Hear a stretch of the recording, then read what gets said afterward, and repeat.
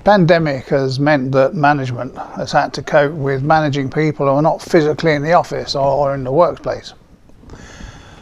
Now hopefully you're the sort of manager that is very careful of managing people's output, what they produce, what they get done, rather than manage how long they spend doing it.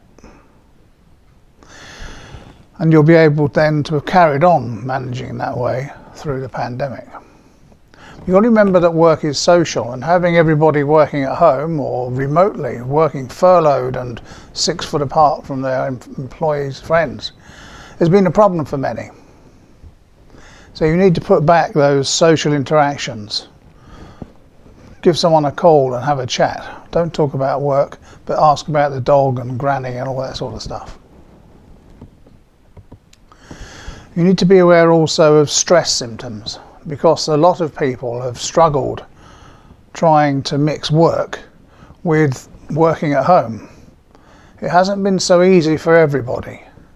Sometimes they're managing kids, not allowed to go to school.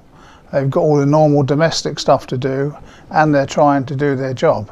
So you'll find that some of your employees are probably working at 8, 9, 10 o'clock at night because they feel they ought to get the job done.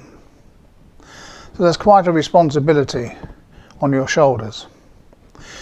Now, how well you were managing in terms of employee engagement before the pandemic will depend on what the results are going back to work now. Some people won't want to go back to work. They'll be glad, honestly, to keep away from you. We've had a few instances of that on the headlines recently. Those that were well treated will be happy to go back because they know, they believe, they trust that you'll have put in place an arrangement to look after them. So really, what you sow is what you reap.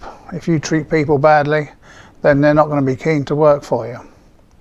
And frankly, it's just about treating people as human beings, not human resources. This is Stephen Walker, Motivation Matters, creating environments where people do their best.